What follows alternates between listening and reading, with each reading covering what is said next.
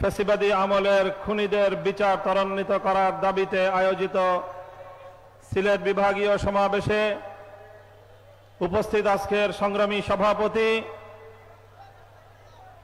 Doctor colonel অলি আহমদ বীর বিক্রম, উপস্থিত প্রধান অতিথি জাতীয় সংসদের বিরোধী দলীয় নেতা আমির জামাত ডক্টর শফিকুর রহমান, উপস্থিত বিশেষ অতিথি জুলাই বিপ্লবের মুখপাত্র এনসিপির আহ্বায়ক জনাব নাহিদ ইসলাম, 11 দলের শীর্ষ নেতৃবৃন্দ, সংগ্রামী সিলেটবাসী,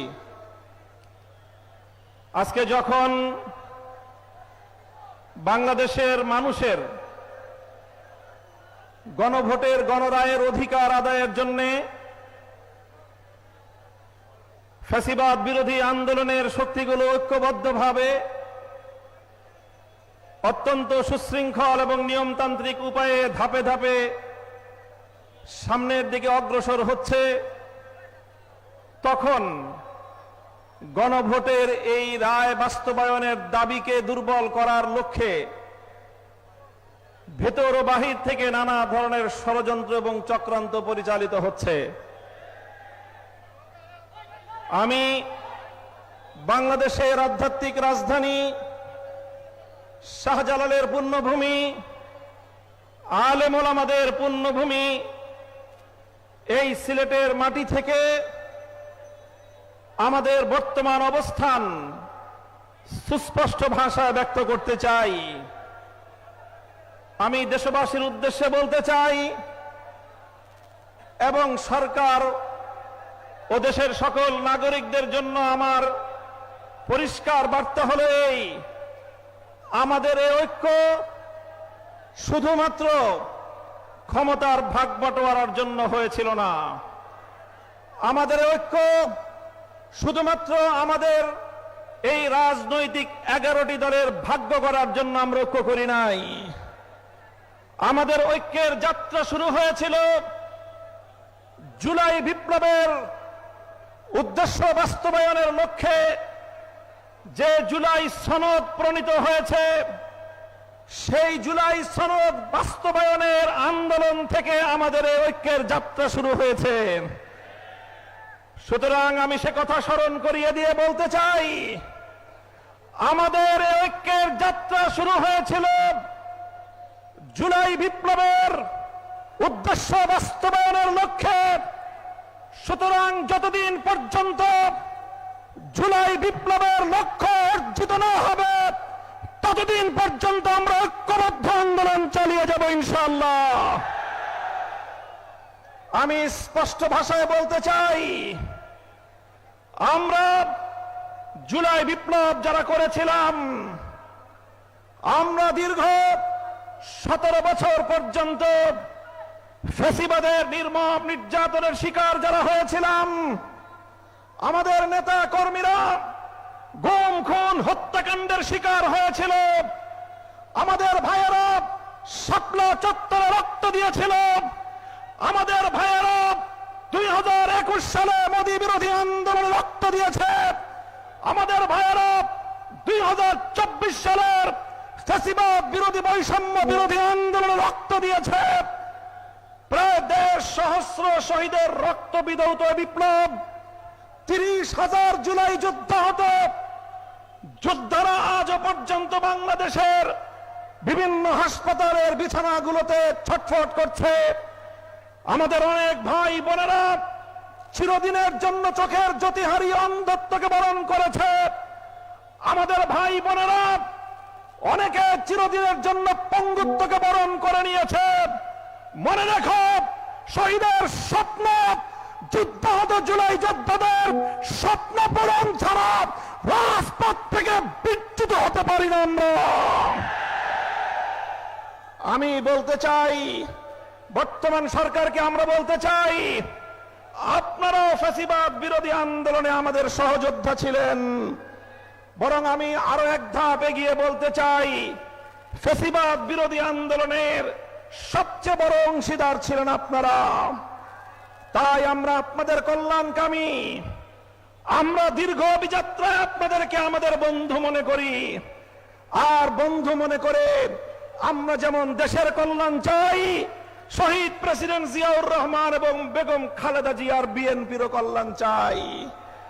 আর কল্যাণ চাই বলেই আমরা বারবার বলছি, যেই জুলাই বিপ্লবের উপর ভিত্তি করে ক্ষমতার মসনদে বসেছেন, সেই জুলাই বিপ্লবের সঙ্গে যদি গাদ্দারি করেন, ক্ষমতার মসনদে থাকবার কোনো অধিকার আপনাদের থাকবে না।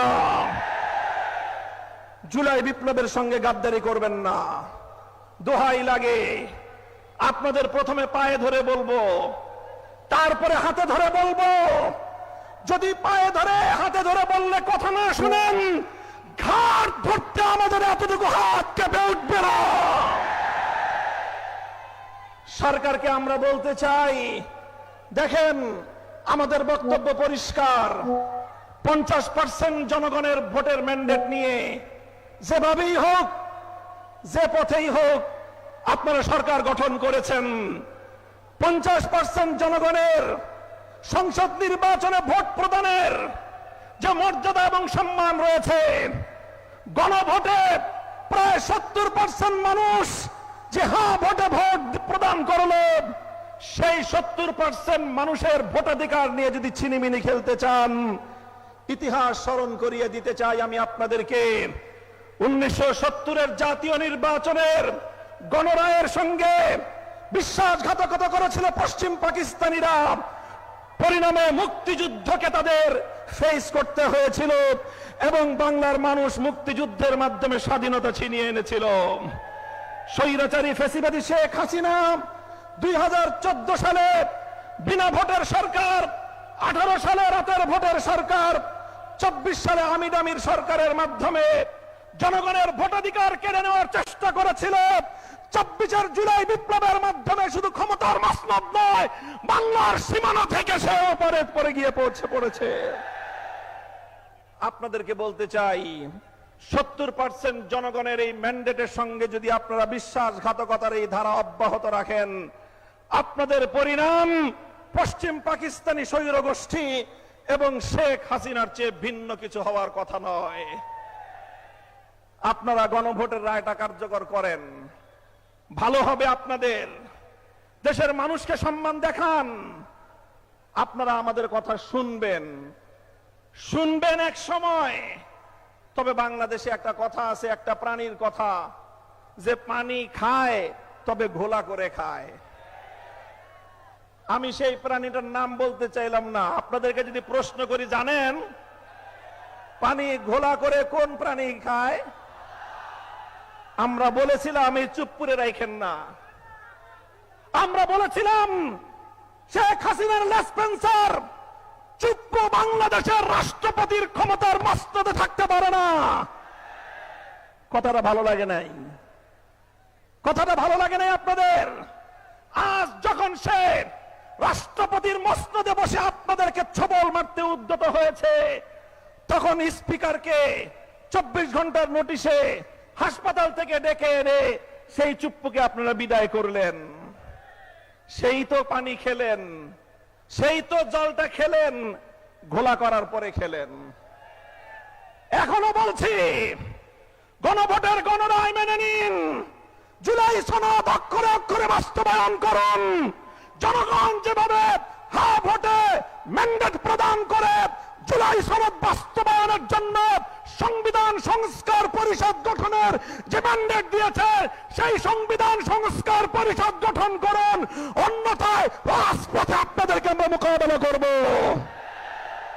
ইনশাআল্লাহ। আমাদের এই আন্দোলন জুলাই বিপ্লবের স্বপ্ন পূরণের আন্দোলন। আমাদের এই আন্দোলন জনগণের গণভোটের রায় বাস্তবায়নের আন্দোলন। আমাদের এই আন্দোলন বাংলাদেশকে রক্ষা করার আন্দোলন। আমাদের এই আন্দোলন ১৫০০ শহীদের রক্তের সঙ্গে শপথ রক্ষা করার আন্দোলন। আমাদের এই আন্দোলন ৩০,০০০ যুদ্ধাহত জুলাই যোদ্ধাদের স্বপ্ন পূরণের আন্দোলন।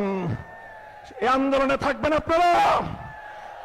ইনকিলাব ইনকিলাব ইনকিলাব ইনকিলাব, গোলামি না আজাদি, গোলামি না আজাদি। নারে তাকবীর। আসসালামু আলাইকুম ওয়া রাহমাতুল্লাহ।